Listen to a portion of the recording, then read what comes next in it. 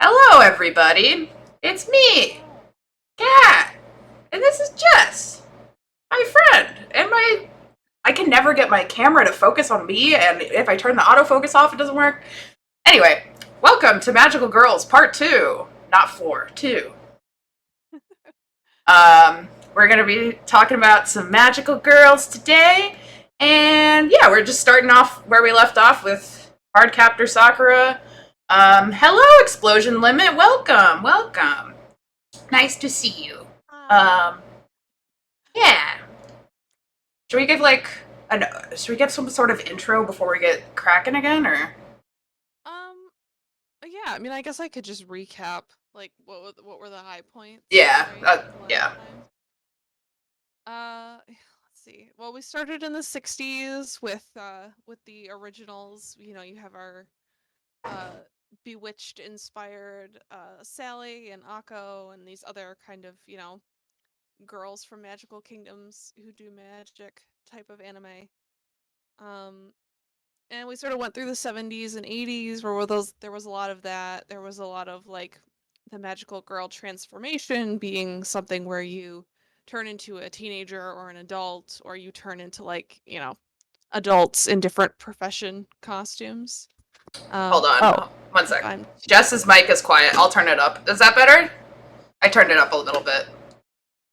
Is that better? How about now? I think it should be better. I can try to lift my pick up too if that's helpful.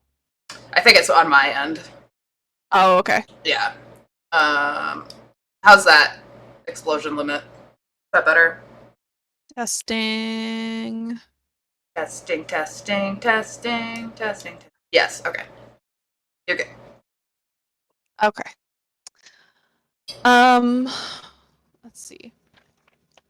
So yeah, so there was a lot of sort of little witches style shows, lots of um, transforming into adults, transforming into like, I'm gonna be a nurse, I'm gonna be a teacher, whatever.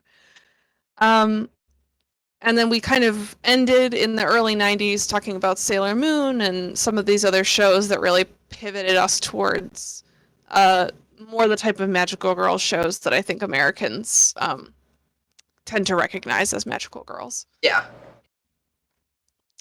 So that's where we left off. We made it to 1996. Woohoo! Yeah, we didn't get very far. So yeah. I know. No, it's fine. There's so much to cover. Hello, hi Olive. Welcome. Hi, Olive. Yeah. So I know you wanted to talk a little bit more about Cardcaptor, so let's. What I Yeah. think you wanted to talk more about Cardcaptor. Yeah, I did. I think I got sidetracked the last time, which uh is bound to happen. Because I think I didn't really talk as much about sort of why this show was important. Mm-hmm. I think very much so in Japan, this is probably like right up there with Sailor Moon, like tied with Sailor Moon for most important magical girl moment of the 90s. And it was doing some things that were very different from the way that Sailor Moon did stuff. So Sailor Moon was very transformation heavy, different magical items, power ups, fighting kind of a rotating cast of bad guys who had like, evil schemes and things. Um, Cardcaptor Sakura's more magical realism, for Hmm. lack of a better term. I know some people are very picky about that genre, so I'm sorry if I'm misusing that. But it's really very grounded, right? So there's no magical transformations. You have one, she has the wand, which only is as powerful as whatever card it's paired with. Hmm. So it's like Pokemon, right? As you collect each new card from the deck, you unlock one or two more magical things that you can do with the wand. Hmm. Um, but it doesn't feel as like battle oriented or perhaps not as like ruthlessly commercial as some of the later magical girl shows Right. tend to be. Yeah. Um, and I think in some ways it's more realistically grounded in like the age of the characters in a way. Yeah. Like they're elementary schoolers. By and large, they act like elementary schoolers. They have elementary school problems. Um, and that's charming, honestly, I think. Yeah. Whereas shows like Sailor Moon still have that 80s vibe to me of like we're striving to be older than we are and like we're always looking ahead to like being cool 20 Yeah. somethings, Olive says, I have the urge to be picky about the term magical realism. You can fight me in my DMs later. Olive also says, I might fall asleep during this, but it's not related to the content. I'm just exhausted. That is valid. don't That's don't very worry. fine. Yeah. All right. I've never watched Cardcaptor, so I don't have much to say. It was just always kind of there in the background, like of my childhood. Yeah. I mean, in the US, it was weird because the version of the show that we got was trying to make it seem uh, like the male secondary character was like equally the main character to Yeah. her. So I feel like they tried to make it more gender neutral, which arguably it's a TV show. It was already gender neutral, but Yeah. they wanted it to be like for boys too, and that was kind of an odd decision, I think. Mm-hmm. So They just like didn't understand that, you know, girls anime could be like a big demographic in the US as well. hmm And also, like, if we're being fair, it's a show where, like, she gets a new cute outfit every single week to wear, and he doesn't get that. So I feel like He's not the main structurally, character. there's many things going on that are just, it's not equal. Yeah. Things are not equal. Olive says, I have no arguments that this isn't magical realism, but it just feels like it's not, Ophelia. It's not really, but I was sort of striving for, like, a term to capture that it's way more grounded and less kind of, like, battle of the week focused. Whoa. My computer just... More like, oh no, the water spirit is upsetting the fish at the local aquarium. Oh no. I was just saying my computer just took a shit, but it's okay. Yeah, it looks like I froze a little bit, but that's okay. I think we're okay now. Should we go to Pretty Sammy? Yeah, let's go. Oh my god, let's talk about Pretty Sammy. Your mic is kind of robot-y for me. Let me move closer. It might be because of the noise gate that I have on. Okay. Alright. Pretty Sammy. Does Cat's mic sound super robotic to anyone else? Okay, let me It does sound a little, yeah. Let me just turn off the noise gate for a bit. You're good. Or actually, here, let me just... There might be more background noise. So I apologize for that, but it'll probably sound a little better. Is that better? Try again? Say something again? It sounds like you're talking into a fan. I kind of am talking into a fan, that's why. Oh, okay. Here, let me just take off the noise gate. Is that better?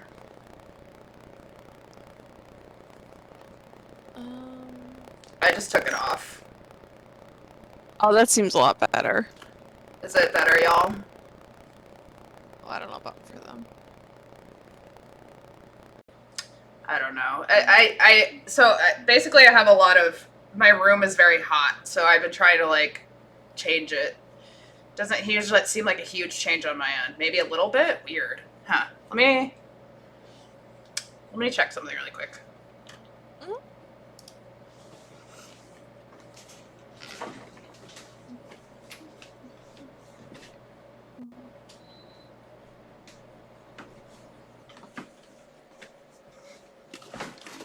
Oh wait, it's better now? Okay. Cool. Sorry, I'm not very I'm still learning sound. It's not my strong suit, so forgive me. Alright. Pretty Sammy, let's go. Tenchi Muyo, right? Yeah. So this is the first of what I think is now somewhat more common of this like little sister spin-off show. Where you have some kind of property that was originally male oriented, um, with like a dude main character, and then somebody has the idea to spin that off into a magical girl show with usually the little sister, but or some kind of younger female character as the lead. Um, and so Pretty Sammy got a number of these actually. Like there was an OVA, Pretty Sammy. There was a TV series. We'll see some of the reboots later. But I think this was what kind of kickstarted this trend of like, oh, if you have a successful anime franchise, why don't you try to kick a magical girl version off of it? Makes sense. Um, but yeah, Pretty Sammy was pretty popular. And this was one of those weird things where like if somebody saw this over here, it was probably because they had like illegally fan subbed tapes from a convention, like you talked to Miami Mike to get these playing for you. Um, and so yeah, it's a little bit of a relic of the 90s style-wise, but it also had like again, kind of pulling from what we saw a little of in the 70s. We had like the dark magical girl rival character kind of make another appearance again, and that also got a lot more common. But yeah, I think by and large this was like a huge cash-in on Tenchi Muyo because it's like, Yeah. oh, the people like Sasami, so let's do a Sasami show. Yeah. Olive says that kind of issue is hard to figure out. I've dealt with similar stuff. Yeah, audio's the worst. I barely remember Tenchi Muyo. But I think it's kind of creepy that like a harem anime has like this as a spin-off, but Yeah, it's weird, right? Like from the perspective of this show, they're sort of like, oh, haha, Sasami has a crush on Tenchi. Like, kids are like that, and it's not taken super seriously. Um, but I think there is something a little funny going on here, right? Because it's like, oh, we could pitch a magical girl show, essentially back to this adult male audience that likes Tenchi Muyo. it's so weird. I think.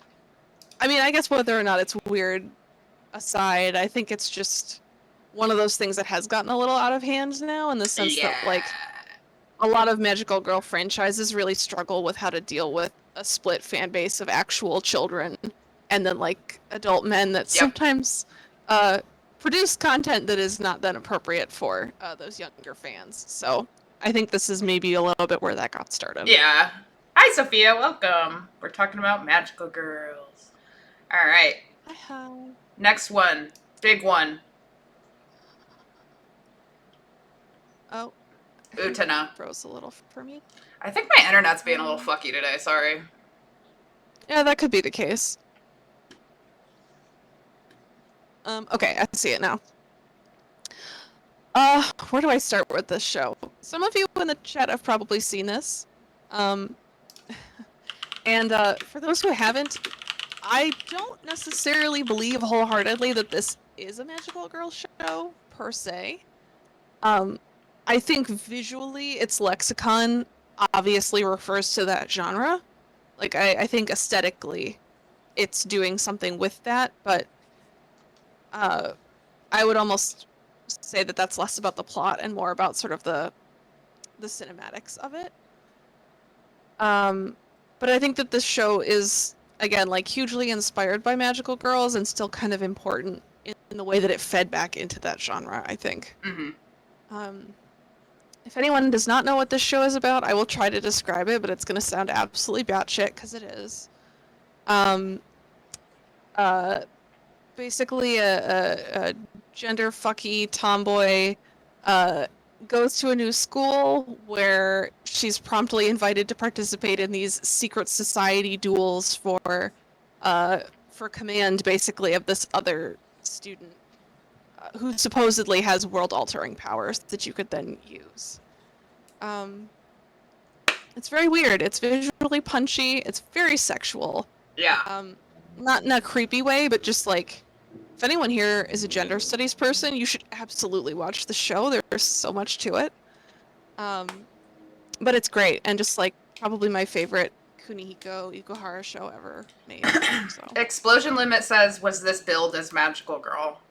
Was it? I don't think so. Right? Not in Japan. I think it's almost this funny thing where, like, in the States, a lot of people, like, relentlessly insist that this is a Magical Girl show, which, again, I don't think it is, unless your sole definition is, like, is there a transformation sequence and a magical item? Yeah. If that was the case, then sure, but I think it's leaning into the kind of visual style of Magical Girl shows, like, for a reason. Like, it's mining that creatively as part of its like larger aesthetic. My brain is poisoned from reading Berserk. I'm like, she looks like Griffith. Like, I don't know. I'm like losing my mind. I'm reading Berserk for the first time, so I'm like very like. Okay, but you were telling me, right, that Berserk reminds you of that Miura's art reminds you of Ryoko Ikeda. Yeah. And Ryoko Ikeda was an inspiration for this. Exactly. So. Yeah, it all makes sense. Yeah. But yeah, I haven't actually watched through Utena all the way, just because like it does have kind of a slow beginning, in my opinion. It's kind of it just takes a while for it to like go. Mm-hmm. And I was just gonna say, I like this one the most out of his stuff, because I really don't care for his other shit, for the most part. Mm-hmm. Yeah. Yeah, this project was such a nice balance of, like, the 5 core creative staff were just such a good fit for each other, and, like, I think without even one of those people, it wouldn't have come out as good as it is. Mm-hmm. Quite famously, actually, Ikuhara got permission to do this show. He read... Okay, so the character designs come from Chiho Saito, who was working on a manga called Canon at the time.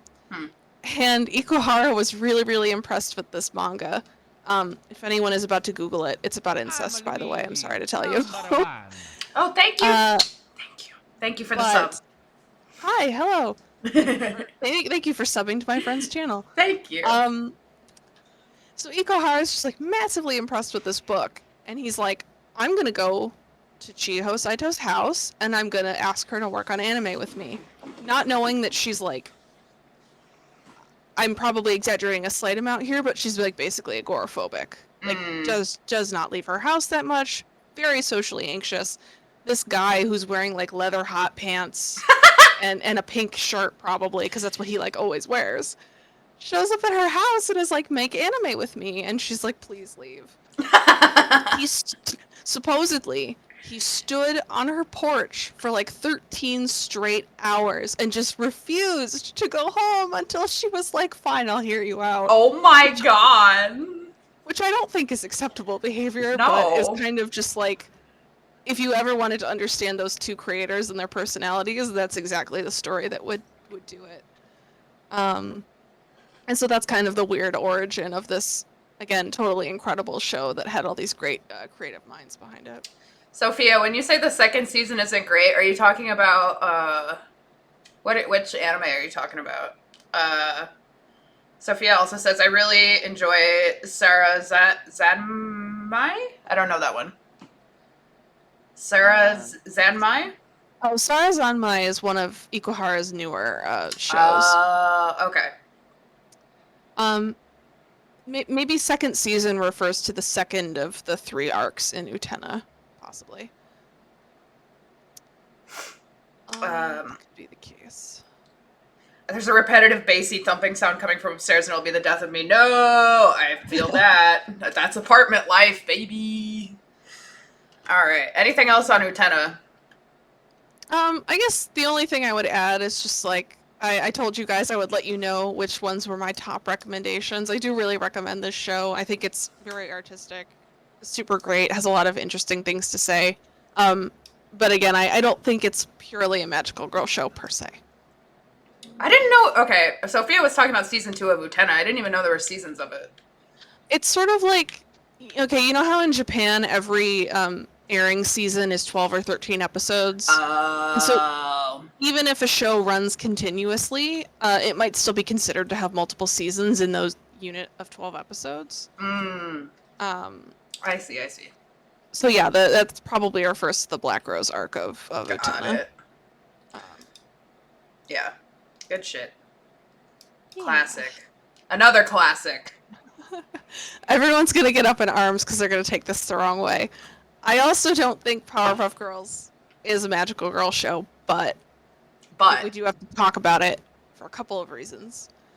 The first is this did actually get remade in Japan as a honest to god magical girl anime, which we'll talk about when it comes up in a couple slides. Oops. I also think that I think Powerpuff Girls getting big in the States kind of coincides with that moment of anime starting to get bigger over here. Pokemon's on TV, Dragon Ball's on TV, Sailor Moon is very shortly to be on TV. Yeah. And so I think there's a coincidental lineup there of like shows for girls about girls doing action stuff. Yeah. Getting big in the States around the same time that it's getting big in Japan. So on the one hand, I think that there's just a confluence there, especially in terms of Cartoon Network and its like very specific lineup that it had in the late 90s. And then, of course, the fact that this circled back around to Japan and did get remade as actual magical girl anime is something really, really rare because that just has not really happened before or since, to my knowledge. So I think it's worth mentioning just to sort of position it as like one of those other things that was moving around in TV land at the time that all of this was kind of coming together. It's just, I feel like it's important to see like the cultural zeitgeist be like, whoa, anime, like, or whatever. Oh, my mic is getting camera. And I think like, again, I have no evidence, and I don't really think it's the case that this show was meant to be similar to magical girl anime, but I think Craig McCracken, I mean, he worked on this show, and he was always somebody who I think had a nice nose for genre and like particular audiences, and so kind of doing like superheroes but little girls is an interesting mirror to some of these other things. Sorry, Ryan played "Yeah, that makes sense," and it made me laugh. For a second, I was like, "Where is that coming from?" Yeah, it's just it's interesting because it's kind of like a shoujo and a shonen like combined for American audiences. It's like the aesthetics of like kaiju mixed with shoujo into like this Americanized like anime thing. It's interesting. Yeah, that's a good point actually. I hadn't even thought about like the giant monsters that they fight, which definitely is more of a Japan inspired thing for sure. That's a good point. There's some other stuff in there too, but yeah. Oh, there's so much in classic Powerpuff Girls. Yeah. It's a deep mine to get into. Yeah. Should I go on to the next?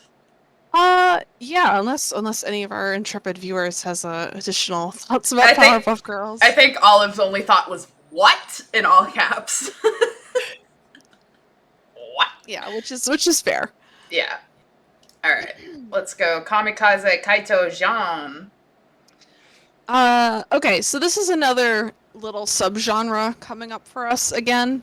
So just like with the sort of little sister spinoff I mentioned last time, that, you know, occasionally you'll have the magical girl show kind of overlap with this phantom thief genre that we see in anime sometimes.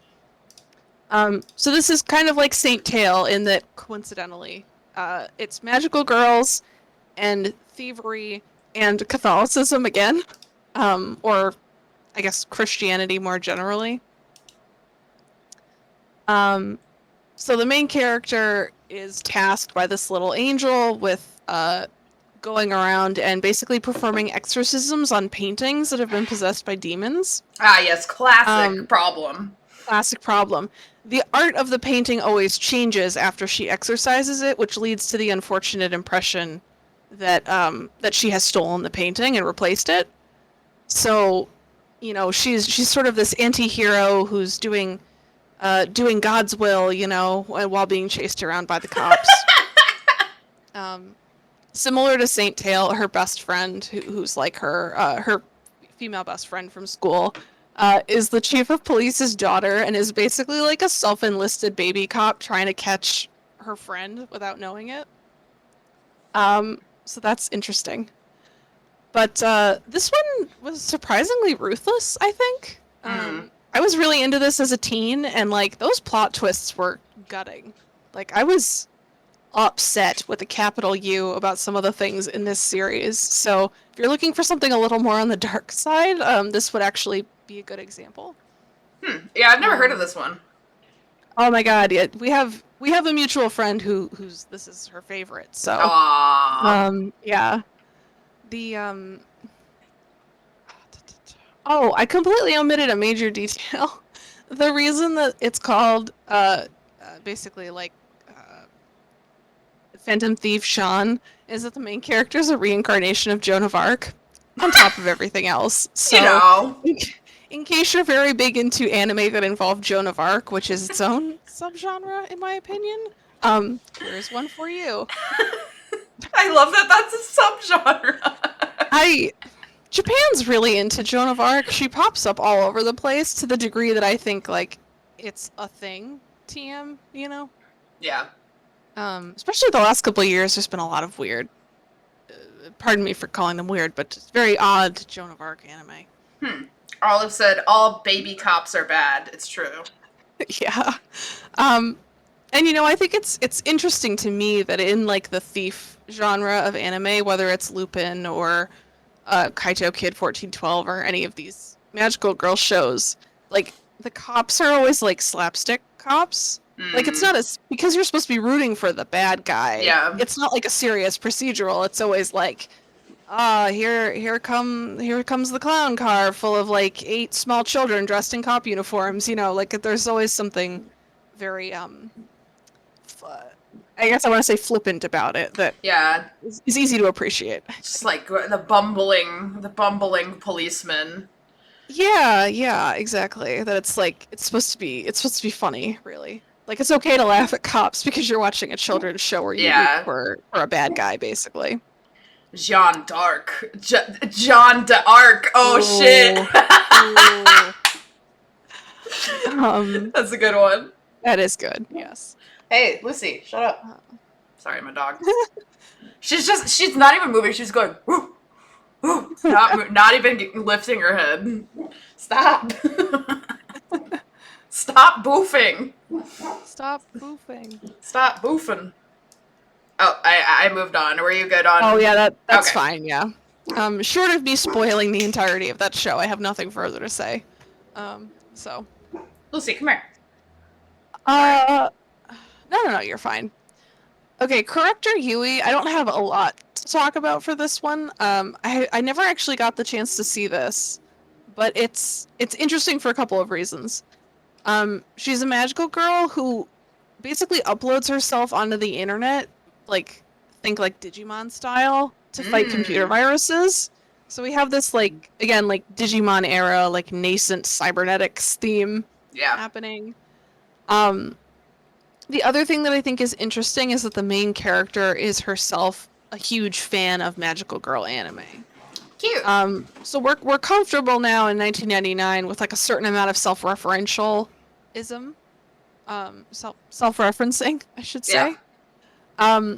Which I think is just neat because it's Sailor Moon and these other shows in the 90s have really moved this genre in a new direction, and the industry is responding to that and is we can even be very self-aware about that, which I think is interesting.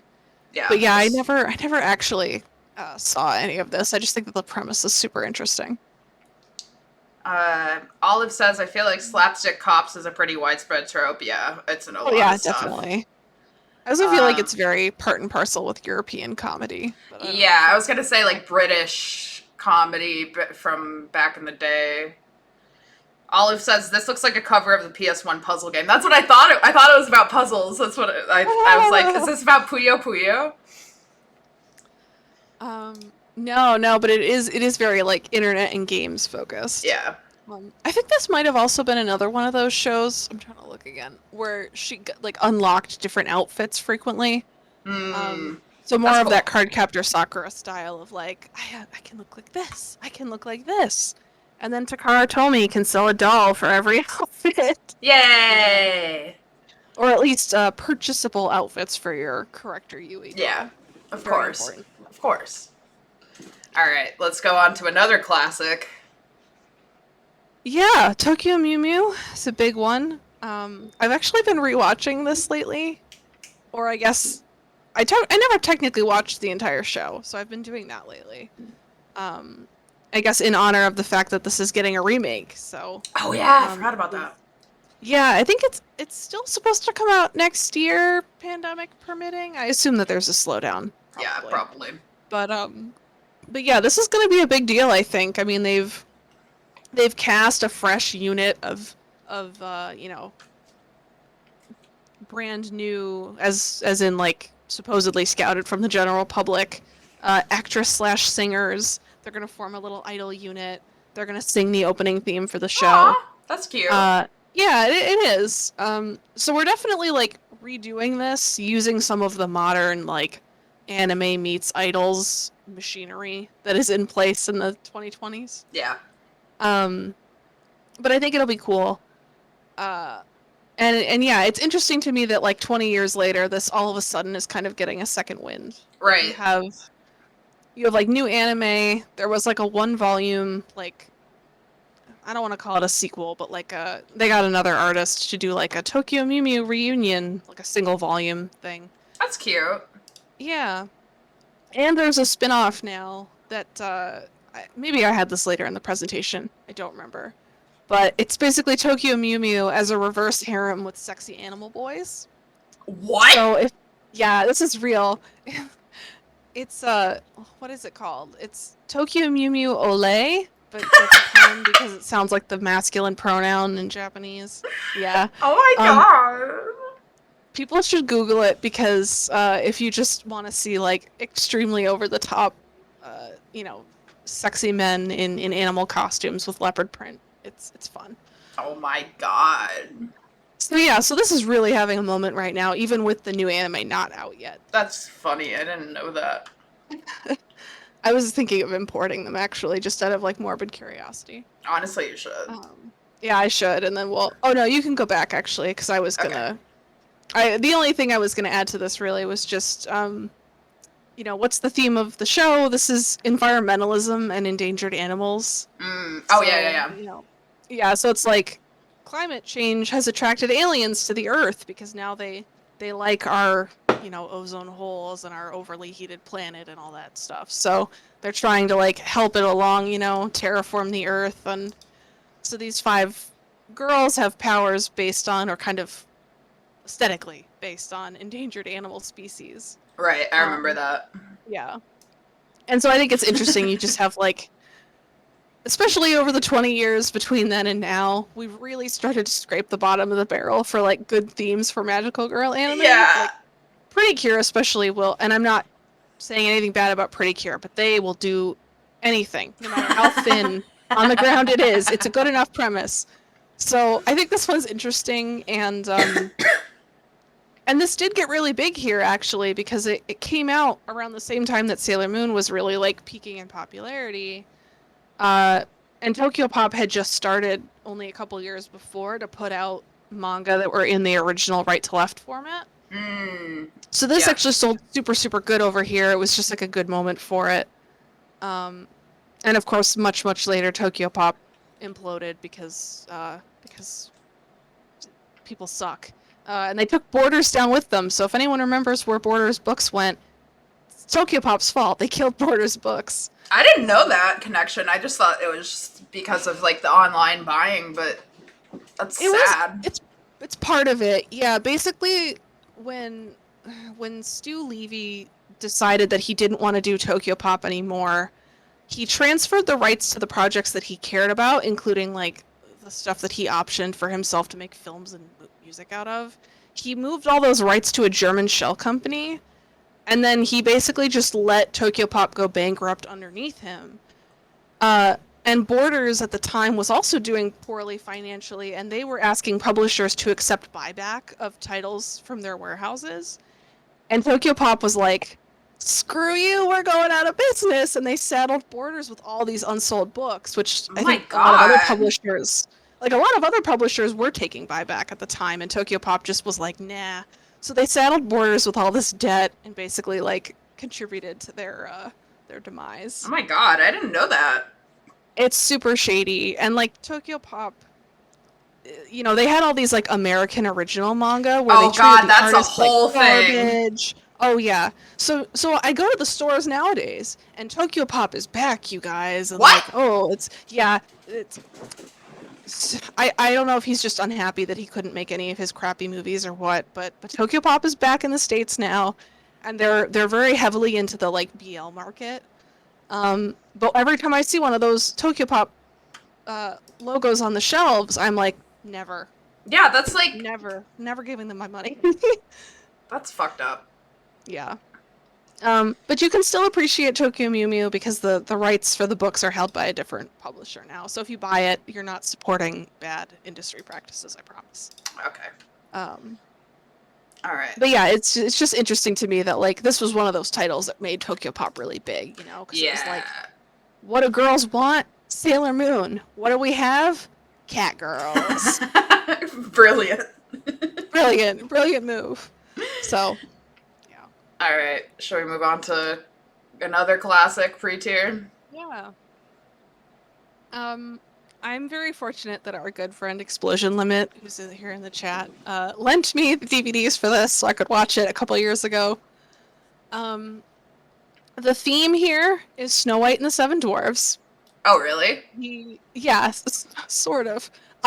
Again, when I say theme, we should take theme in a broad sense. Yeah.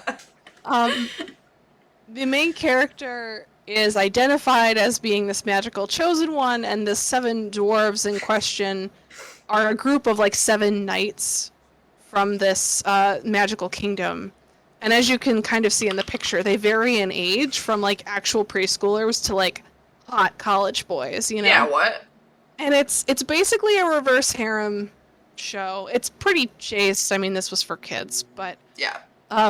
memorably, the visual aesthetic of the transformation sequences is very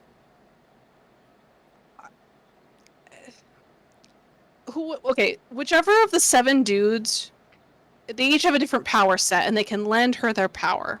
Yes. So in order to transform and unlock the outfit and the magical spells that go with it, she basically fuses with them. So they turn into a ball of light that then kind of like enters into her heart area and then kind of like settles around as like a glowing ball of light, kind of like centers around the uterine area.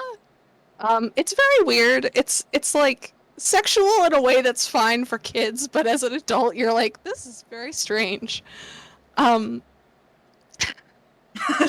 very PG rated, but just like, but also just like it's like in Sailor Moon where they're like, oh, uterus power or whatever, and you're just kind of like, our gentle uterus. yeah. Like, okay.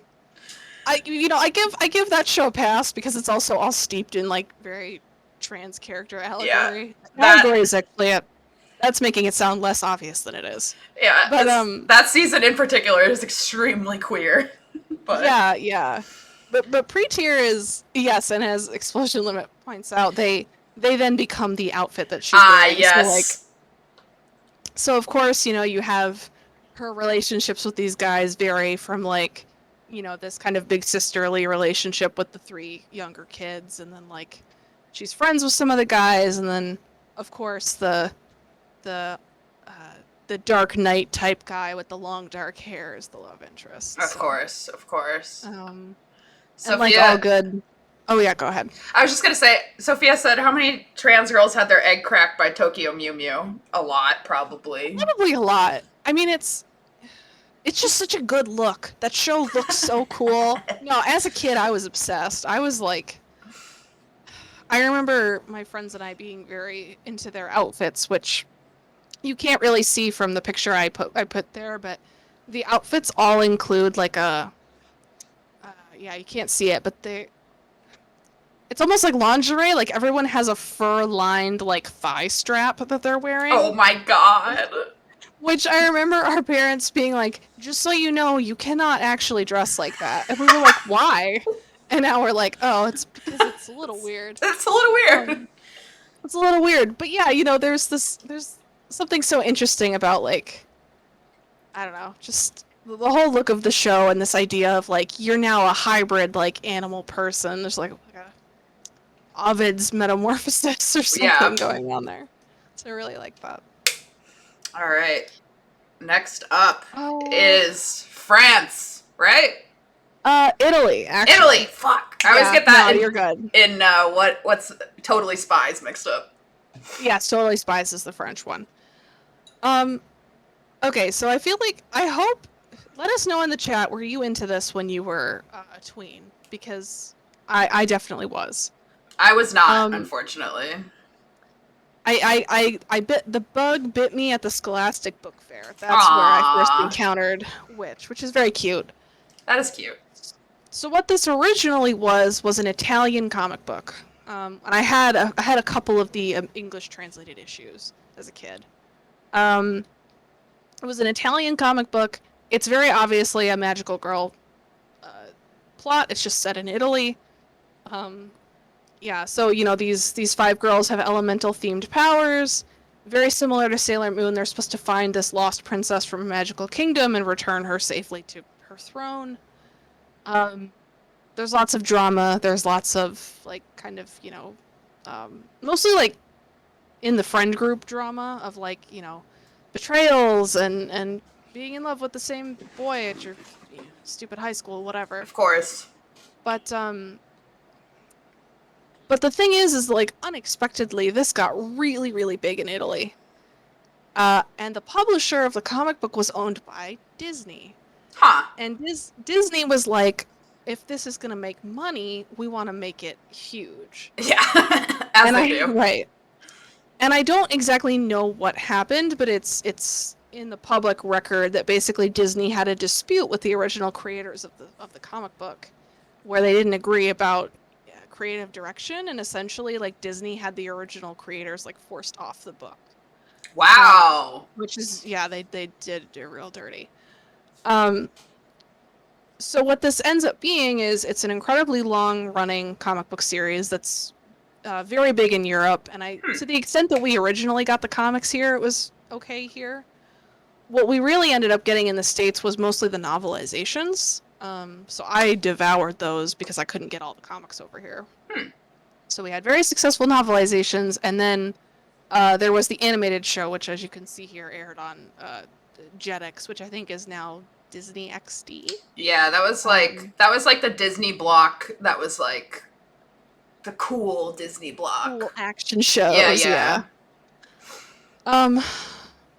So this was relatively popular over here. It was huge in Europe. Like if you grew up in the EU, I feel like there's a better chance that you know this series. But I ate this up definitely. I was super into the whole politics of the magical kingdom that they got their powers from, and all these shenanigans. Also these outfits, which everybody has these little wings, and everybody's outfit consists of these pretty hideous tights, and then it's not great. And then your choice of a top and bottom set in magenta and turquoise. And so every girl's outfit is slightly different, but they all have to match that color palette. Yes. Yeah, it's kind of a hideous color palette, but we forgive, Yeah. I also feel like very much of the time and the way that kids programming was here, and I think also in the EU a little bit. You had a somewhat more diverse team, so like we have a black character, we have a character whose family is originally from China, which is interesting, and again I think like if we grew up on 90s TV in the US, we kind of know what that more like tokenism diversity looks like. It's like we have one of each. Yeah. I don't know. Oh, I totally forgot to mention it, but actually Tokyo Mew Mew does too. Very much out of the norm for a Japanese magical girl show. One of the characters is a Chinese immigrant. Huh. as an adult now, I realize it's not a good depiction of Yeah, there's a Chinese lot. There's a immigrant lot of family. those. It's problematic, um, but still kind of like for Japan, it's shocking that it's there at all, really. Yeah, Because there's just not a lot of acknowledgement of immigrant communities in Japan. slight sidebar: a newer magical girl.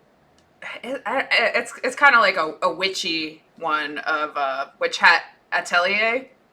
I really Mm-hmm. like, and one of the main characters is a black magical girl, Oh, that's really and cool. it's done very well. And I don't know. I don't take that for granted because there's shit like this where they're just like, we're Mm-hmm. diverse. It's just like there's not very many like people of color who are magical girls, and it's kind of Mm-hmm. sad.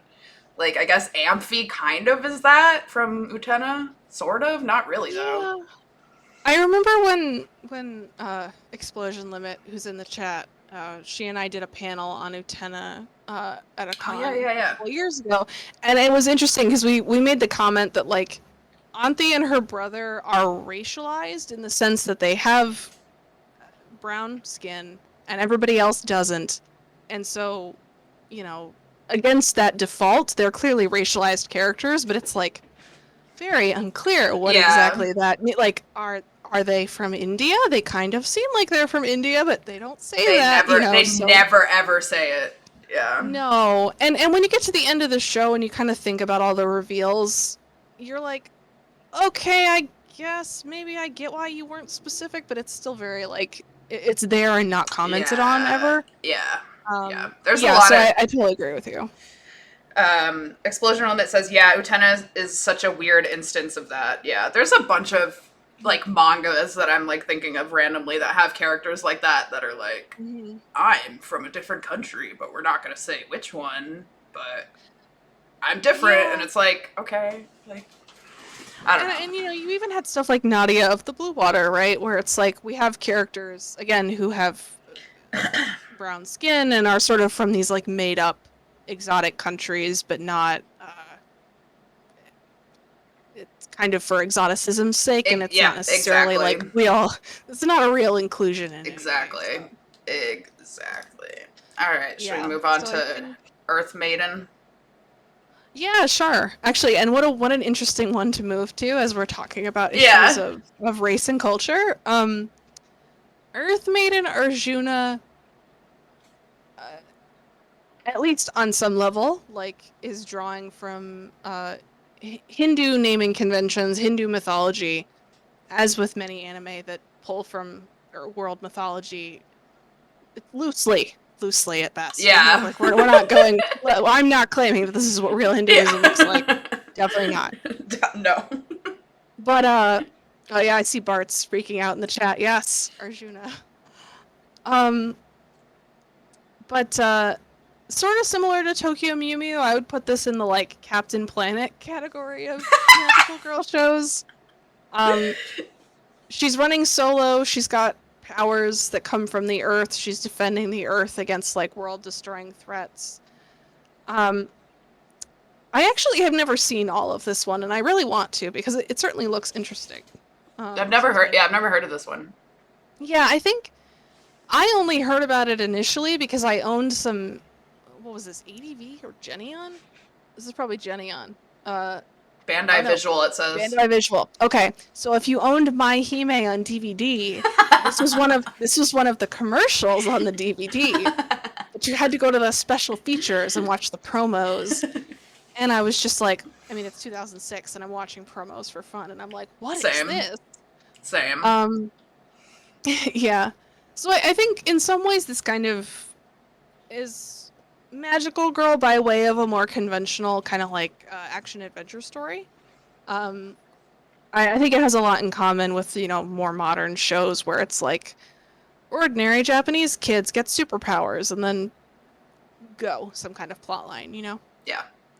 Um, so yeah, I don't have a lot to say about it. I just wanted to include it because it is very different and like I just Yeah. think it's overlooked. Yeah, I've never heard of that one. Mm-hmm. Oh God. Oh God. Good start. Uh, After this one well, we'll take a little break. yeah. Have you seen Magical Play, Kat? I have not, but it looks bad. I mean, bad is almost like Bad? it's it's like trying to be bad. That's the thing. Interesting. Okay. Um, there's a couple. There's a particular friend of ours who's not in the chat right now who I know would have a lot to say about this. Um, the short version is it's a web anime that was made basically by like a very small group of people. Oh So wow. the animation does not move very fluidly, but when you remember that like this was somebody's personal animation project, you can forgive it. Yeah. Uh, it's intended to be a parody of magical girl anime, among other things. I can barely express how odd this is. Like, the girl in the middle is the main character. She's wearing a fish carcass as a cloak. The girl on the left, her bikini that she's wearing is actually not a bikini, it's two live cats that she, like, berates into remaining wrapped around her body at all times. Not good labor practices. Those cats are not No. paid. Not union And cats. they're not union cats, you guys. Somebody help them. I don't remember what the deal is with the bunny girl, to be honest with you. This is something I watched with Anime Club in college, where, like, no one, half the people in the room were probably a little high, and nobody really knew what we were watching, just that somebody put this on. So just please imagine, if you will, an auditorium of college freshmen at a tech school, just, like, weeping into the tables over whatever nonsense this was. I think it deserves inclusion as a noteworthy parody of the genre, but I really don't know what to say about it. It feels too weird for me to fully, like, get it. What does it remind me of? What's that anime with the bunny girl who has little dice on her head? Are you thinking of Lavi and Rose from Digi Oh. Charat? Yeah, Digisharat. That's what I'm thinking of. Yeah, yeah, yeah, Oh my yeah. god, that's getting a remake too. Really? Like, yeah, they're bringing it back. Like, Why? Broccoli Books is bringing back Digi Charat. I don't know. As long as they bring back Pyoko, I'm fine with it, because I was weirdly obsessed with Pyoko as a child. Bart says part of the reason I never went back to that anime club was this show. Yeah. No, it was it's I liked a lot of the people in Anime Club. I think, like, by and large it was the most Anime Club an Anime Club could be, for better or worse, at that Right. school. So I'm not gonna knock it, but it was definitely, like, just that much. Yeah. All right. Should we take a break there? Yes, we're gonna take a break. Let me just get my thingy set up here. I accidentally closed the window, so.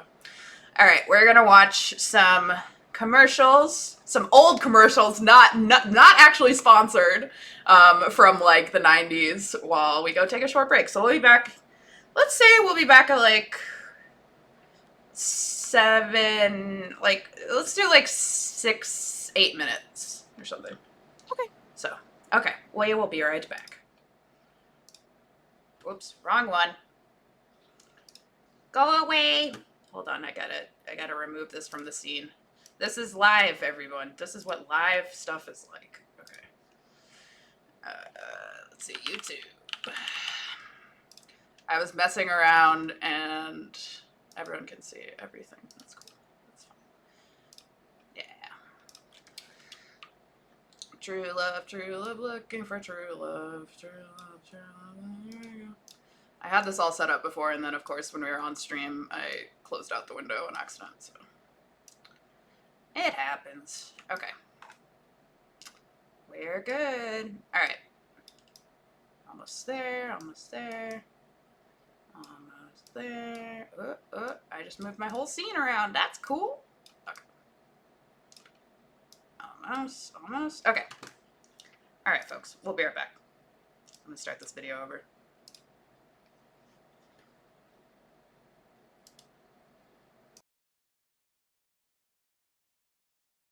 Special prices will meet with your delight. To take advantage of them, follow the Mr. Service flight. You'll end up at the home of Mr. Service, and to whet your appetite, you'll find prices are so low.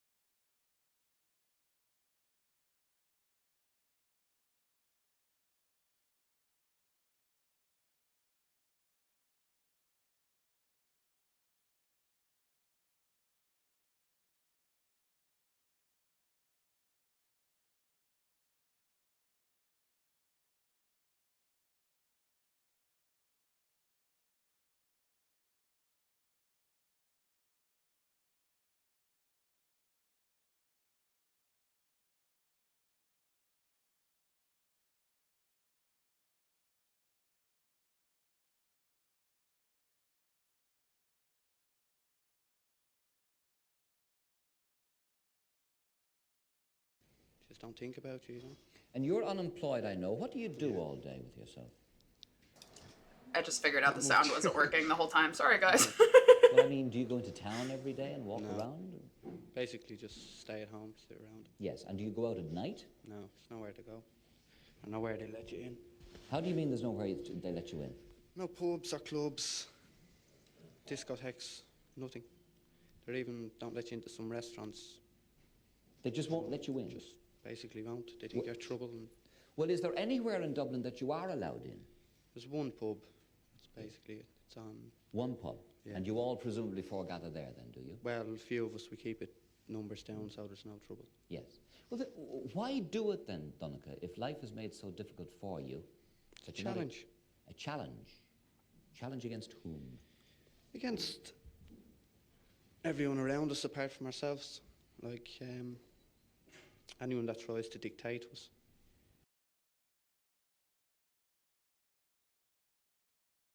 All right, we're back. Hello. Welcome back. Welcome back. Welcome back. I think Oh we're my God, done. Still.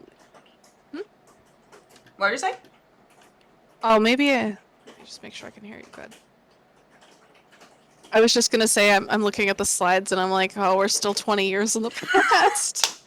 Why do I have so much to say about this? This is embarrassing. No, it's cool. We're just, this is gonna be a 4-part stream series. Oh God, it probably will be. All right, let's move on. Coincidentally, another anime with a racialized but never clearly identified character on the left there. Now this is set in a fantasy world, so I mean,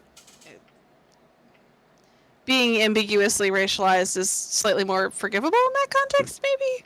I'm not an expert opinion on that. It's not our place to say, but... But, yeah, for sure. I also think I give side-eye to this show a little bit because she's also, like, the most sexualized character with her open dress. I don't remember if she's meant to be a little older than the rest of them. I don't think she is. It's a little. She looks like a kid. Yeah. This one to me is interesting mostly because it's returning to a little bit the roots of the genre. So we're in a magical kingdom. There's a school for girls to learn magic, and I think like they're all scouted because one of them is going to become the new like princess of. I don't remember what the title is. I'm gonna call it a princess of heart because I forget. Yeah. But basically, it's like who is the most worthy to wield this magical power.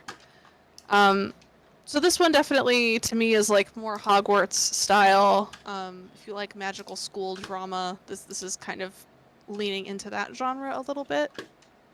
Again, I encountered this because it was on, the ad was on other anime DVDs that I bought. Of course. And because I watched every anime DVD to death, I saw the ad for this many times. But yeah, I think again, it's just like, the genre is always kind of revisiting itself. There's always going to be, if it's been a while since something was reincorporated, somebody will probably have the idea again. So here we have more of that like straight up fantasy style. Right. That makes sense. You haven't watched this one though? No, I think I saw a couple episodes of it. I used to work at a job where anime was just kind of on the TV all day. So I think I've seen the first episode a bunch, probably, but I never watched the whole thing. Yeah. And I don't think it was hugely successful over here, except in as much as it was available, and it was, you know, we didn't have every anime streaming at your fingertips all the time, so I'm sure there were people who were big fans of this. I wasn't, like, as into shoujo. I mean, I'm not really into shoujo in general. Like, it's not, like, my most read genre or whatever, but I really don't remember this one. Like, yeah. And this was I was just gonna say, this is around the time where that was like peak, like always looking at anime and shit. So this one I don't even. Yeah, because I think we would have had this on disc around like 06, 07. Yeah, which was my like anime peak for sure. Yeah. Probably the reason I missed this one was it wasn't at Blockbuster, if I'm being totally real. If it had been at Blockbuster, I would have seen it. And if I didn't, it probably wasn't. That's like me in Best Buy. Or like Oh, yeah. So in my hometown, that's not like this anymore, but it used to be Best Buy right next to each other and then Borders. And that was like, Ooh. and they're right next to each other in the same parking lot. So I used to just be like nerding out and I would just swap in between them. Yeah. Like, got my manga, I got my anime. I just like have my parents drop me off there. Just like, I This is think great. I think where I was living, I think we had that where it was like there was Borders, and then around the corner, like behind the other side of the same plaza, was a Circuit City. Yeah. Although Ryan Circuit City not being huge on DVDs as much. Yeah, Ryan said me with 360 games. Yeah, I used to just like hang out in Best Buy. I would just weird to me now. There was nothing else to do, but I used to just hang out in the anime aisle at Best Buy and look at the anime. Like that was me in middle school. All right, let's go to Nurse Witch. Yes. This one's for our friend Bart's in the chat.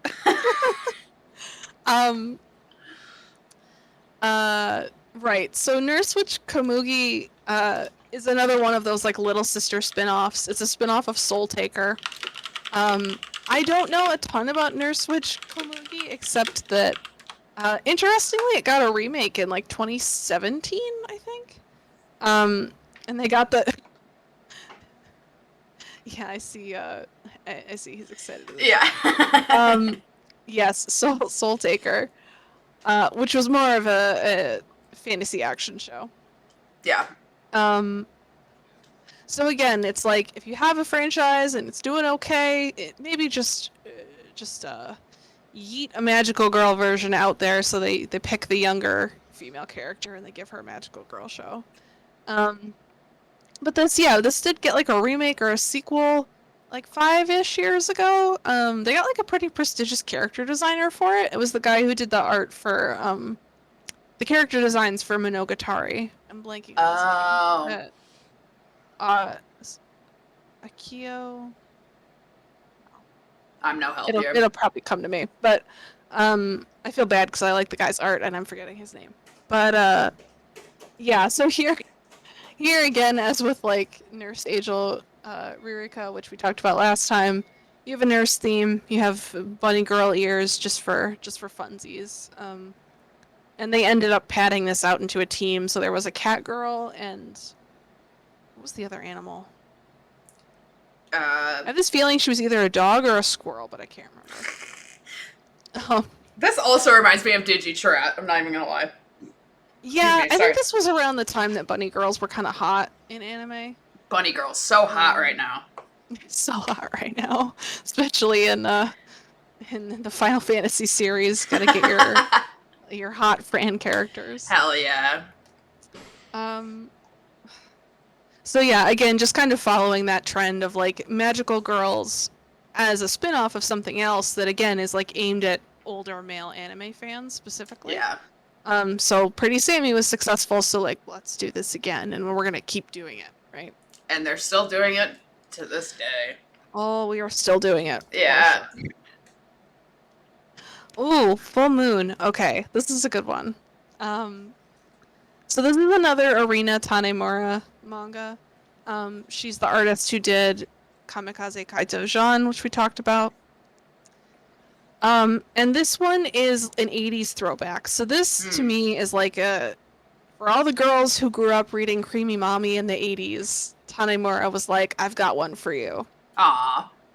So the girl on the left there, they're the same girl. Oh, okay. The girl, it's one of those. So the girl on the left wants to be a singer. Her dad was like a session musician. She wants to be a famous singer.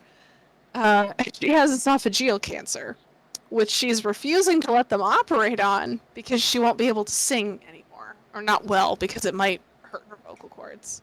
What? Yeah, and it's as a kid, me reading this in middle school, being like, whoa. But yeah, she's refusing her cancer treatments.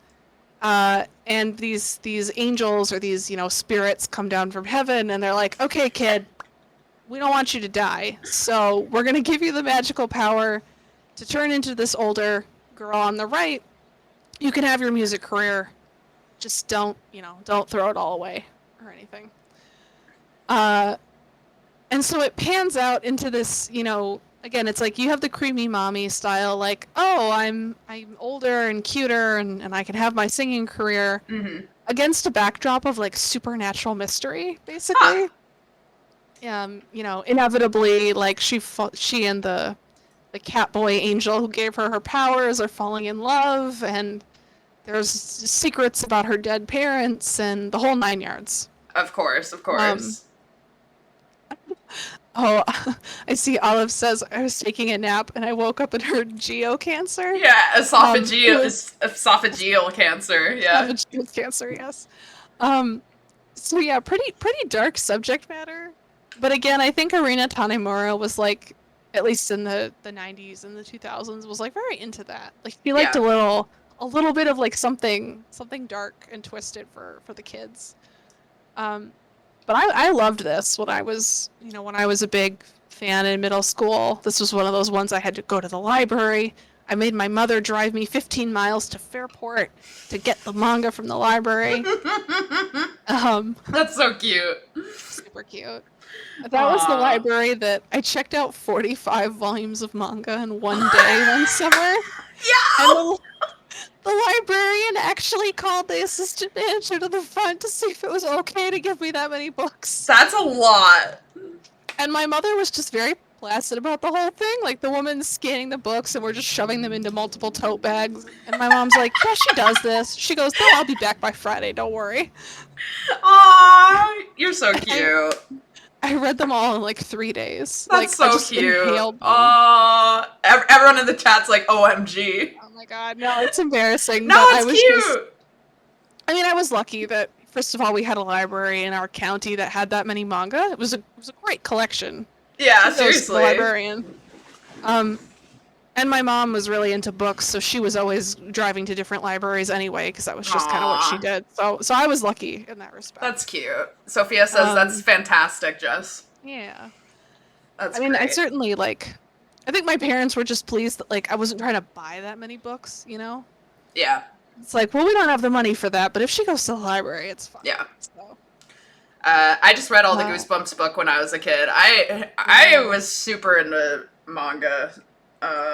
I would go to Borders every fucking week just to read the manga Also, shout out to Walden Books. Pour one out. Miss you. Yeah. Miss you, Walden Books. I used to go to Walden Books all the time. Just hang out. I think, good times. Were they also owned by Borders? Is that why they disappeared? I think so. Poor Walden Books. Yeah, rip. Pour one out. Yeah. Yeah. Oh, here's your other favorite. Yeah, Princess Tutu. Okay. This is also one of those ones that I hope everyone here goes and watches. I'm really serious about this. This has it all, you guys. This is a ballet-themed fantasy meta examination of literary tropes. It's genius. I know you love this one. I love it so much. I bought it twice. I had to buy the Blu-rays when they came out, even though I already own the whole thing. Yeah, so this, again, in as much as it has a theme, the theme is sort of The Little Mermaid meets The Ugly Duckling. The main character is a literal, actual duck, who is gifted the ability by the omniscient narrator, who literally speaks to her. Sorry, I just saw explosion movement. She's a duck. Yes, and a ballerina princess. So the omniscient narrator offers her the ability to become a real girl so that she can attend ballet school because she has fallen in love with this boy who goes to the local ballet academy. Yes.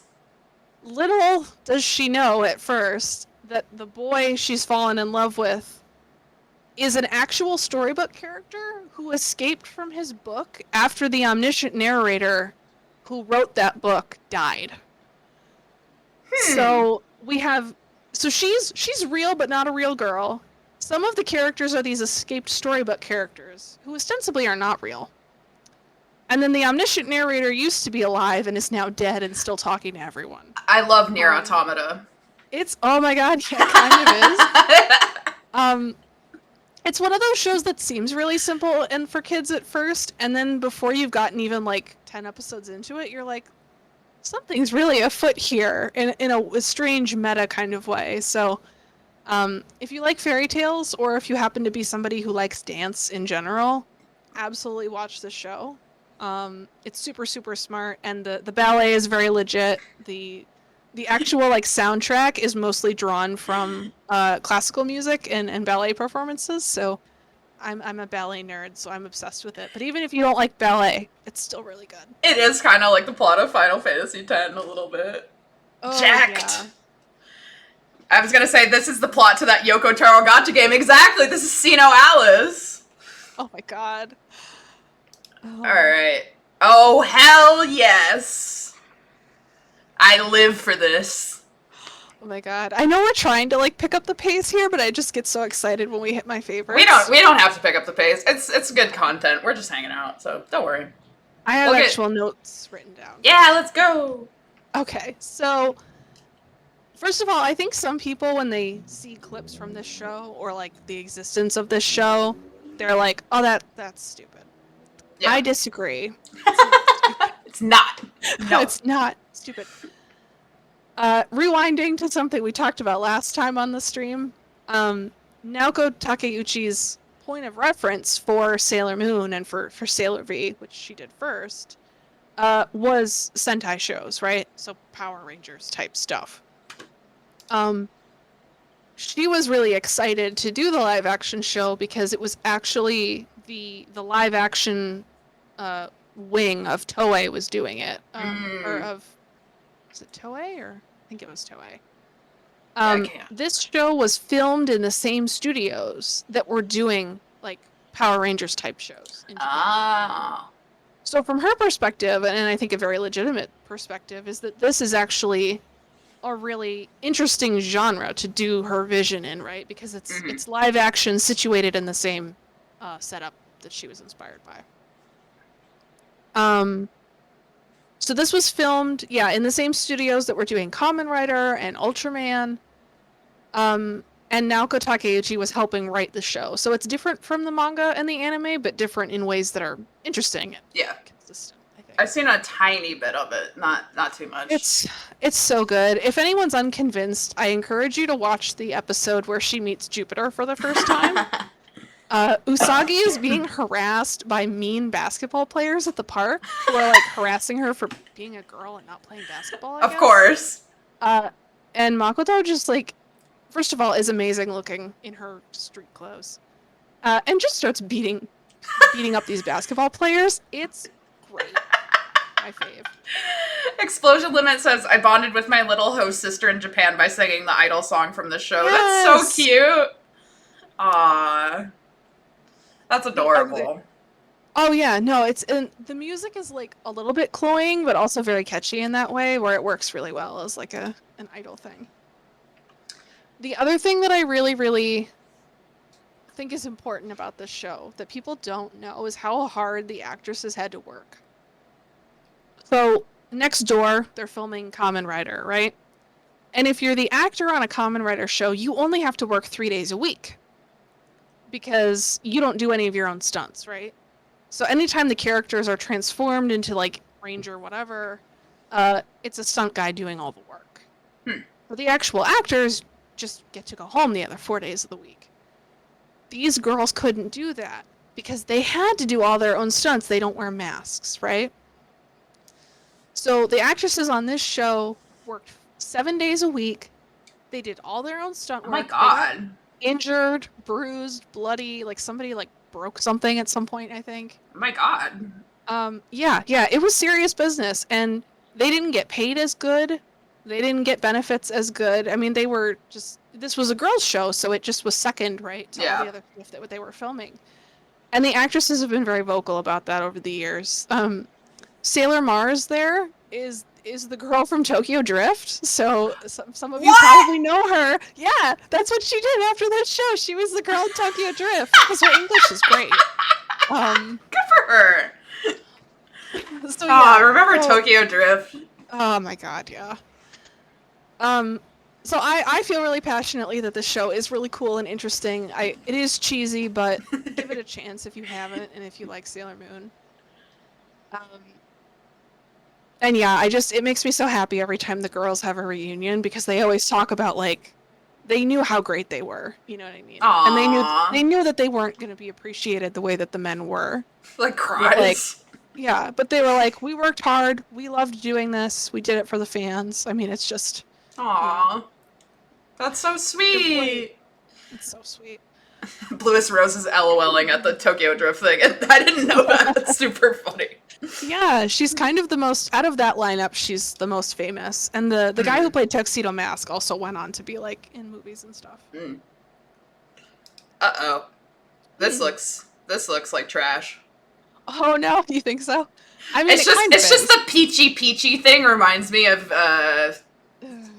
Dragon Ball, right? Isn't that like the creepy like thing that he's like gonna grab boobs? I don't know.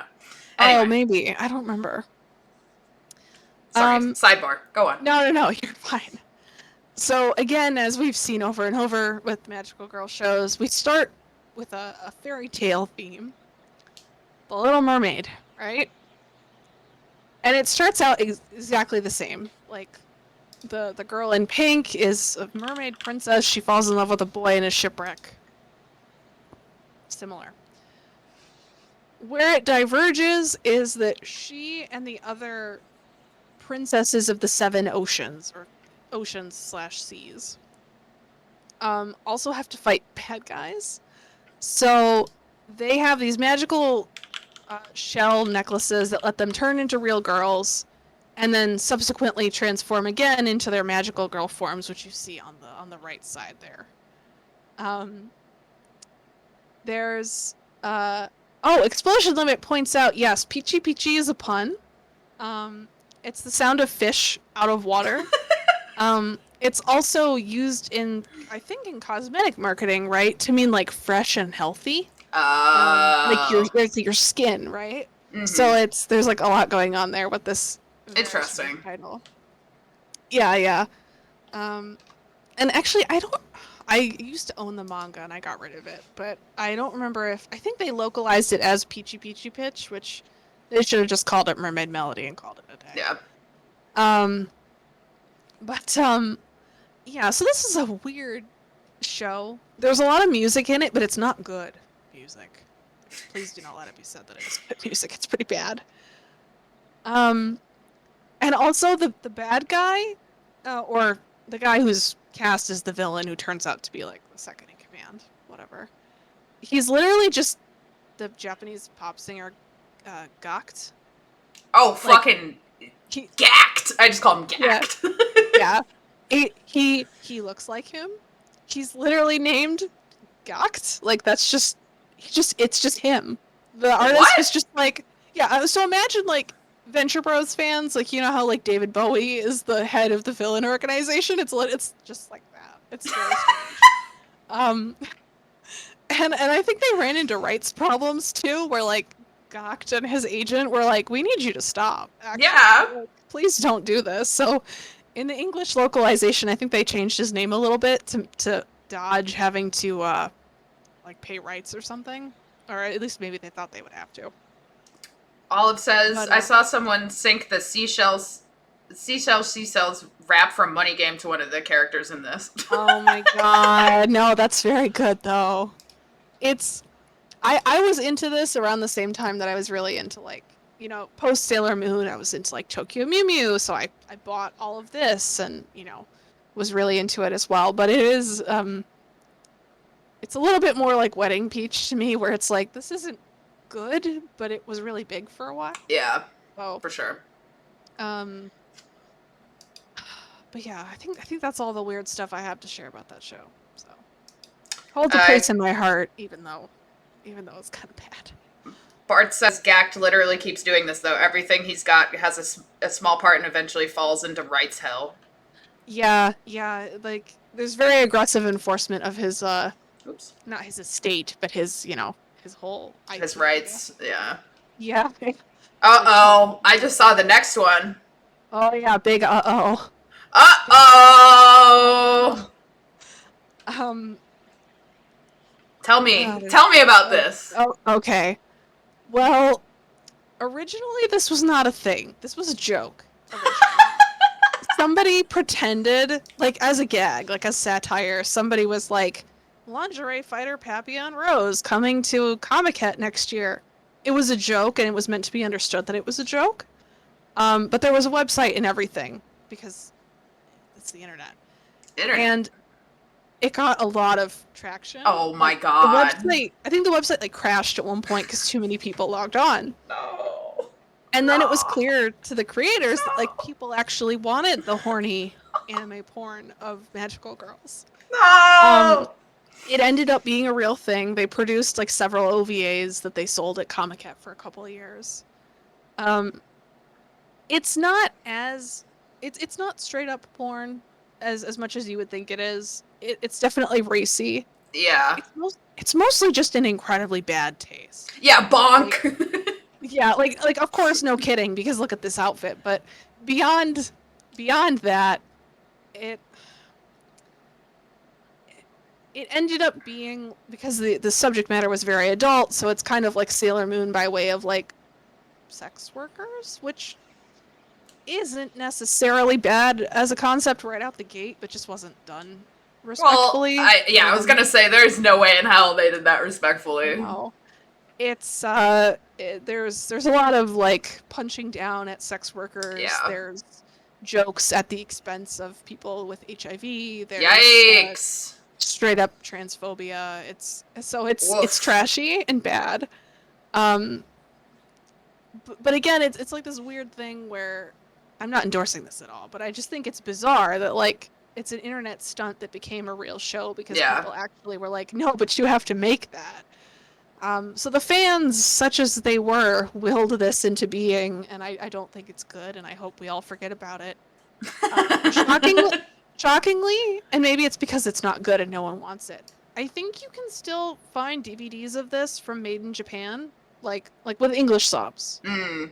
Like it still floats around out there because we actually got this in the States. Why? Oh my god. I think it's because it, like for people who go on Right Stuff and filter like adult only, like I think it's for those people. Just yeah, watch porn. Sorry. Just watch, right? Just watch porn. Just do that. I don't. Whatever. Yeah. Whatever. All right, let's move on before I go on like a rant. Yeah. It just felt worth mentioning, but it is. Yeah, no, I completely understand. I think I've mentioned Ultramaniac a couple times last time because it's very much a kind of homage to the 70s. So just like we had with Magical Girl Tickle and shows like that, you have the Ordinary Girl, who I think, it's been like 20 years. Do I remember which one's the ordinary one? I think the one on the left is the valedictorian type high school student. And the girl on the right is the one who's from a magical kingdom and was sent to Earth to learn something about maturity, So it's that odd couple, sort of like, I have a essentially an international exchange student from Magic Land living in my apartment, with me and my family. Lots of drama, lots of like typical early aughts shoujo plot lines. Yeah. So not really, again, what we would think of as like magical girl shows now, and I don't think it was even marketed that way. Like Tokyo Pop had the manga, but it was sort of just like they I don't think they really ever pitched it for Sailor Moon fans. You know what I mean? Explosion Limit says then they make out. You would hope, and actually, from what I remember of Ultramaniac 20 years ago, that's a missed opportunity in the plot. I think they just end up fighting over the same boy or something. Rip. It's truly been a long time since I deeply thought about it. Missed opportunity. Yeah. Because I mean, if you were to do this subgenre again now, I just make it Yuri, and then you're good. Oh, it's more of a wish than a fact. Yeah, I feel that with a lot of shows. Yeah. Yeah, exactly. More of a wish than a fact. But yeah, again, just further proof that some of these subgenres from decades ago don't really die. Yeah. They sleep for a while, and then eventually you'll get like a retro style magical girl thing. That makes sense. Oh, this one's Elena's favorite. Yes. Okay. This is a big one, and I'm sure like a lot of people have heard of this, even if they haven't seen it. This is the biggest, and I would dare say by far most successful little sister spin-off ever for magical girl stuff. Like everybody, well, I should say most people have at least heard of Nanaha. If I asked by a show of hands at a crowded convention who can tell me what Nanaha spin-off from, there's probably some know-it-alls who know, but like I have no idea. Yeah. So originally you have a dating sim visual novel that is rated MA because it's got sex in it. Not with the kids. Not with the kids. I want to say up front. Thank God. It's about ninjas, so it's like sexy ninja intrigue, and I'm not saying the game is tasteful just because you can't. There's no child content, thankfully, but I think you can romance the main character's sister, which still weird. Yeah. So whatever. But Nanaha was originally just the innocent little sister character in Triangle Hearts, who's part of this family of ninjas that are engaged in ninja warfare. Somebody, and this seems to happen a lot in the anime industry, some guys were at a bar after work, and they're drunk, and somebody says, "You know what I wish? I wish we had magical girls, but like Gundams." Of course. And if you're a Gundam fan, I refer you to the color scheme on the main character's outfit. Draw your own conclusions. Yeah, she's a Gundam. So basically, they spin off a magical girl show from Triangle Hearts. They get rid of, I think they just get rid of the big siblings completely, or they never show up. Yeah. Actually, it's one of those shows where no one has parents unless they have bad parents. Of course. And so like Fruits Basket. Yeah. And what you end up with is magical girls by way of, like, small children wielding giant laser cannons. Hell yeah. And so the famous trope that we got out of this franchise is, that anytime Nanaha... She never wants to fight her opponents. But she's forced into it, People just won't listen to words. They won't listen to reason. So her approach is usually something like, because I love you and I want to be friends, I'm going to blast you with megaton laser cannons until you listen to what I have to say. It's just like America, honestly. And then what she has to say is usually just, I love you. That's it. Good for her. Good for her. This was, even though it's, yeah, Bart says this is all I wanted as a small child. This show is still sort of not for... It's definitely not for kids, but not because it's... Does the franchise as a whole sexualize these characters? Absolutely. Especially if you look at some of the merchandise over the last 20 years. There's suspect decisions being made. Yeah. What really makes the actual show adult is mostly just like... the blonde girl on the left there, Fate, is being abused by her mother, and they really want you to know that. So there's just like on-screen, on-screen child abuse happening. Oh God, that's intense. With some frequency. Yeah, I was shocked actually. When I was in college, I found a working DVD copy of the original show, which is long out of print here, at one of the libraries, and there was a sticker that a librarian had put on the front that said TVMA not for kids. And I assume it's because some parent brought it back to the library being like, this cartoon showed a child being beaten. Yeah, which is not cool. So, there fuck. is that. Yeah. Yeah. The other thing that... Oh, yeah, sorry. All I was going to say is the very little I know about the show is that it's like a little bit trashy. That's all I have to really... I think the franchise as a whole is definitely trashy. It's one of those shows that, like, it gets trashier when you look around at the fans. Yeah, I get that. Our mutual friend and I went to see the so they have like these remake movies that are quite good actually for the most part. And then they had like an original movie with new stuff in it, and so I went to see it with our friend, and it was us, and I think like one straight couple that was there, and then just one row of the movie theater was just a bunch of middle-aged white men Oh with my god. personalized embroidered moe vests, and I've worked in I've worked retail at cons and stuff, and I don't mean to disrespect people purely based on that, but just like my friend and I were sitting there listening to some of the conversations these guys had and looking at each other and being like, why did we buy tickets to this again when we could have just bought this on disc when it I came mean, out, I'll say it. Moe shit is disgusting and trash. So, Yeah, and it's boy, some of the Nanaha fans out there just really make you question. Yeah, it's just fucking gross. It's the part of anime that I hate the most. Yeah. You know, it's well, just and it like, makes me wonder, like, because with the exception of ADV had the original 2 seasons of the show back in the day, and since then this has never been relicensed, even though a lot of people like it. yeah. I suspect that it probably has something to do with the people who like Nanaha being also extremely likely to just pirate stuff rather Yeah. than buy it or import it. For sure. That would be my guess. I don't know if it's also because people... I don't really think it's because licensors are averse to the fan base in terms of their good I don't taste. think I don't think they care. They love money too much. Are you kidding? That doesn't matter. I think the piracy thing is probably what it is. Yeah, That's I think you're right. Okay, sorry folks. I gotta take another break because I gotta run to the bathroom. So. Oh, one okay. sec. So let's take a short, like, Mhm. couple minute break. Not that long.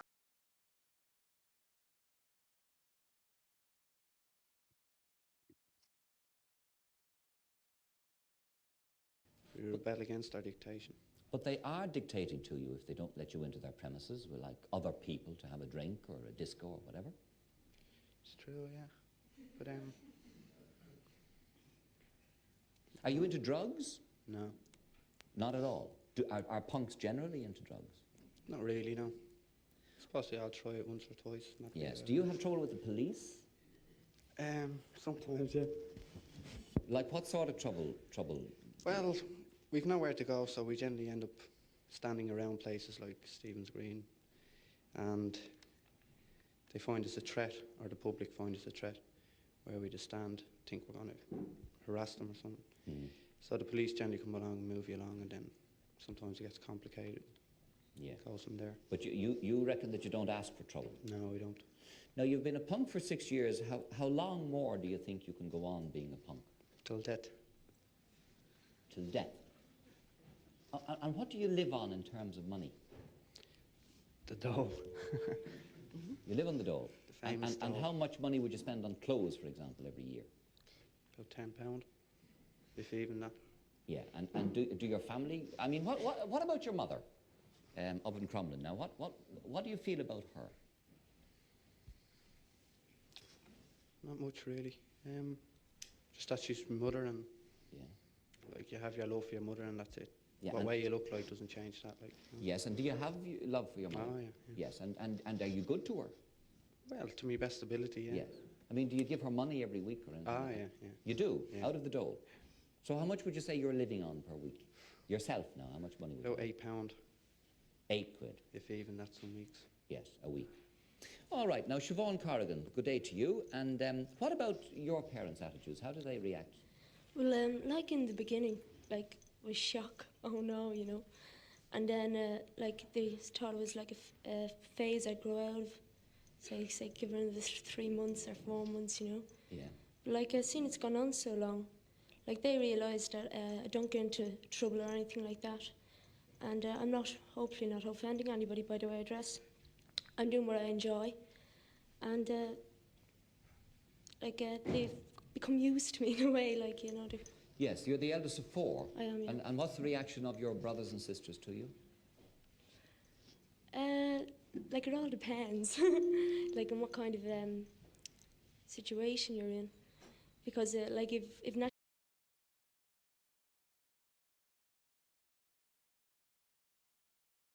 We're back. Need to turn Jess back on. There we go. I turned you off. All right. Okay, so we left off talking about Nanaha, and I left out something very important. Oh, yes. And that is, although there are elements of the content of this show that are definitely suspect, and that the fan base can be very, very sus. This one's gay, folks. It's very important to me.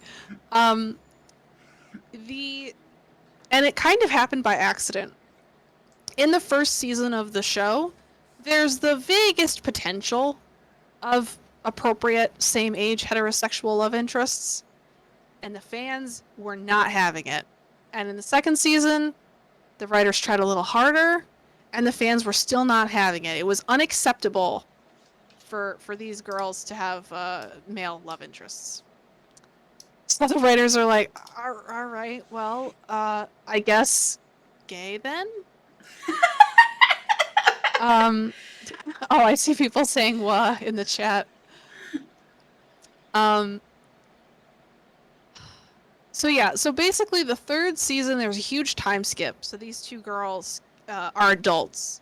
They've officially relocated to the magical kingdom from whence their powers come. They're enlisted in the military. And with their laser guns. Ah, yes. Yes, yes.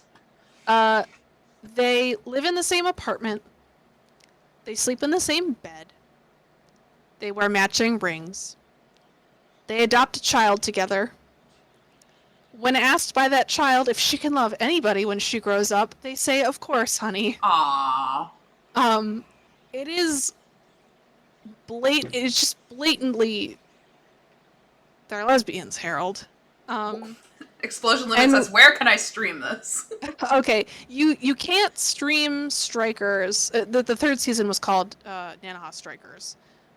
It's not streaming anywhere right now, but I think probably there's something to be made happen about it. Probably. I actually own the movies, so if you want to watch the condensed version of seasons 1 and 2 in better animation, I'll come to my house or I'll bring them over to you Hell or something. Yeah.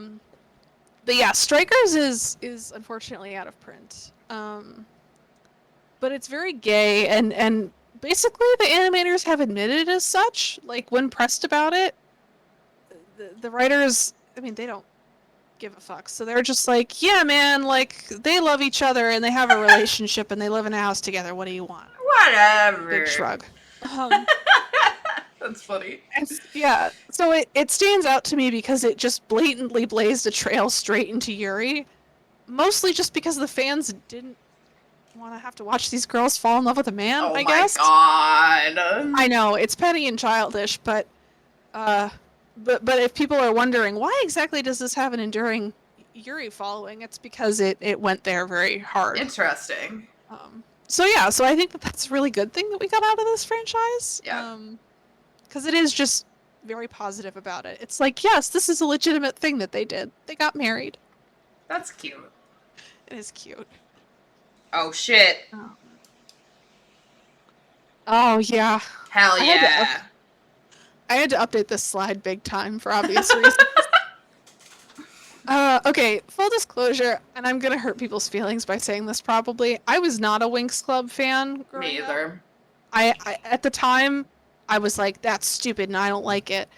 And now I mean, I don't have any hard feelings about it. It just wasn't for me. Right. This was another Italian one, so just like Witch that we saw earlier, the WITCIH. I just spelled that very weird. But anyway, yeah, Winx Club is again a loosely magical girl inspired Italian cartoon. As Bart says, the angles are really something out of a Bratz doll. Here. Yeah, look at the knees. Yeah, there's something about like the calves is where I get really hung. Oh, it's freaky. Also, like the waist. So oh yeah, it's just like the tiniest. I'm gonna make them a stew and just like, please eat this. Girls. Girls. So yeah, these girls go to a magical school in a magical kingdom. I think the main character's from Earth, and that's kind of the interest point. I've It's never like, watched oh, this. she gets to go to Hogwarts. it's not really that plot heavy in terms of the magic stuff. It's mostly just like average drama set against magic school shenanigans. Yeah. Um, I don't really know how to express my total bafflement that this got an edgy live action Netflix show. Yeah, right? I don't understand at all like who this was for. So that you can see the picture there from Fate, the Winx saga, which I guess is for millennials because we would be the only ones who watched Yeah. this in 2005. I didn't hear anything really great about it. I only heard bad stuff.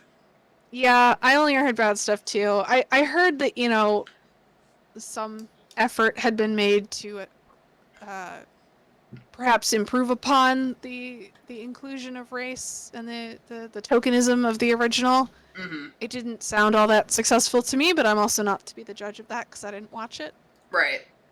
But I don't know. It's super weird, you guys, that like that this Italian magical girl cartoon got a live action English language. I just don't get it. Yeah. So I had to include that, if only because I'm just like, strange things happen at Netflix sometimes, and I always just want to know, like, why? Who is responsible for this? I have a feeling that the rights were just maybe cheap. I feel like that has to be. It could have been very cheap, probably. Like, they're like, oh, we need a series, kickstart a series for millennials, and then Winx Club is like, we'll give it to you for $5, and they're like, all right. We'll give it to you for nothing, please. Yeah, just take it. Again, I'm not trying to hurt anyone's feelings because I had friends that loved this. Yeah. And I didn't. I do have a cousin that works at Netflix that I'm always like restraining myself from asking these stupid questions because I know she doesn't know the answer, you know, just because she works there. But I'm always just like, every time something weird like this happens, I'm like, I wish I could just bend her ear for a second. You Right. know? Like, please tell me.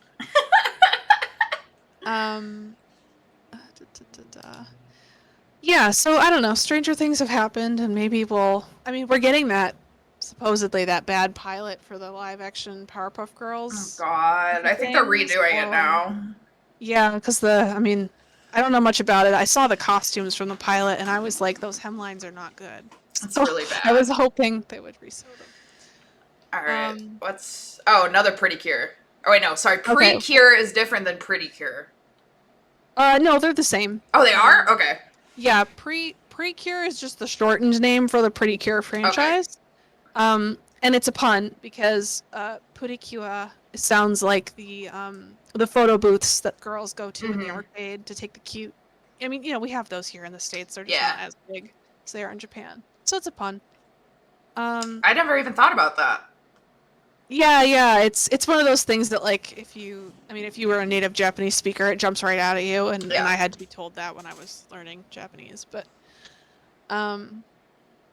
okay, so Pretty Cure is really important, and for the rest of this presentation, it's like every fourth slide.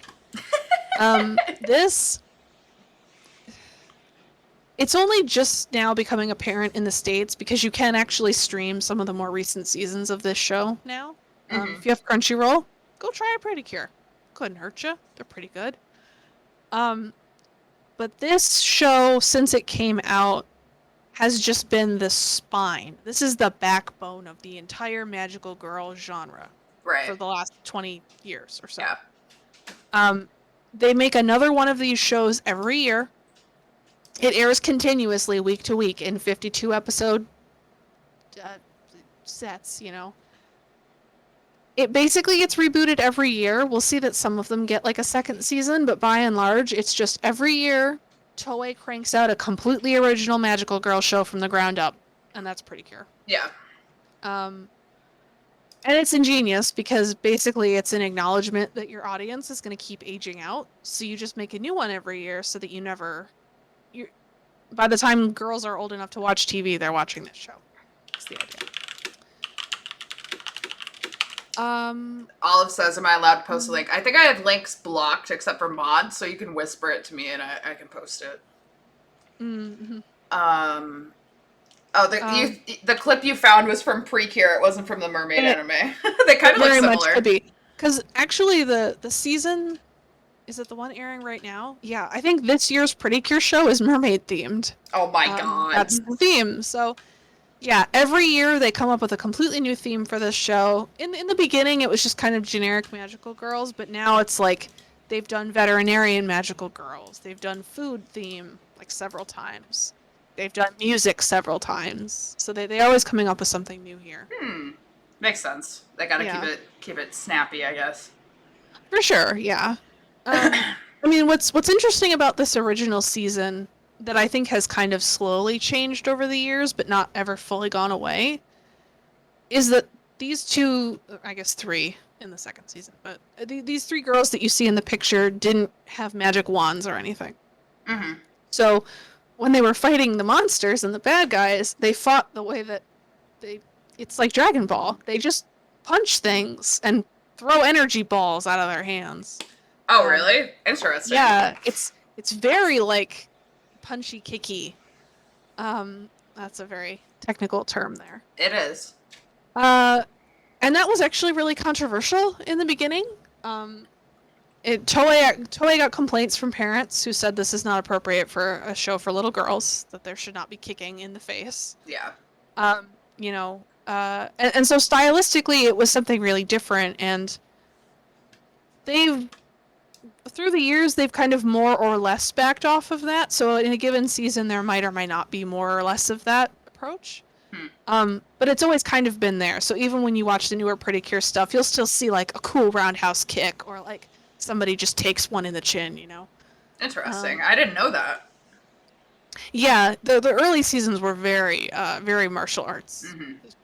I don't mean that technically, like they don't do actual karate or anything. Do They you just think? really beat stuff up. I was just gonna ask. Do you think they did that because the audience was aging up? Maybe. You know, I honestly don't know why they did it at first. I mean, it was super different, and maybe they were just trying to stand out. Yeah. Maybe it was because they were trying to hit that older audience a little bit. So yeah, I don't know what it was. For the first, because they did it in 2004 and 5, they got complaints. From like 06 to 08, they kind of backed off of the hitting. Yeah. And since then, it's become a mix of both. But nowadays, parents, I guess, seem kind of used to it. Like, they don't get the complaints like they used to. I think some of that is just television norms, but the culture is probably part of it, too. Yeah. So I'm just looking ahead here. So I think I feel like the best stopping point would be right before My Hime, and then we can start with My Hime for next time. Yeah, that sounds good. Okay. We can do that. Jacaranda Bear says, I stand the idea of martial arts magical girls. Are there more? Yeah. More like in the martial arts focused magical Yeah. girls? None that exemplify it as much as this. Like, I encourage anybody who's curious, just look up some of the fight scenes from the movies. Because every year they come up with another one of these shows and a movie. And in the movie, they bring together every single one of those girls from the last 20 years. Oh, that's cool. There's like 60 of these magical girls per movie now. It's insane. Wow. And so if you can find scenes from the movies, which are definitely on YouTube, just watch them like pick up a giant monster and knee it in the face, and then like throw it for another girl to hit with a bat or something. That sounds fun. Kind of crazy. Yeah, it's really fun. All right, let's go to Tweenie Witches. Okay. This is one of those weird little shows that I feel like nobody's heard of, and it could use a little love. Very different art style. I saw, I want to say like half of this show back in the day. Oh yeah, Bart's puts up a good point that the Precure movies are like the Power Rangers crossover specials. That's exactly what they are. Right. Yeah, I agree with you, Olive. This looks very up my alley. It's cute. Yeah. So this is another one of those throwbacks to like magical school type show. The main character is from Earth, but she has like magical potential, so she gets to go to the magical school in the magical kingdom and kind of in some ways, it's very similar to Little Witch Academia, which is more recent. Yeah.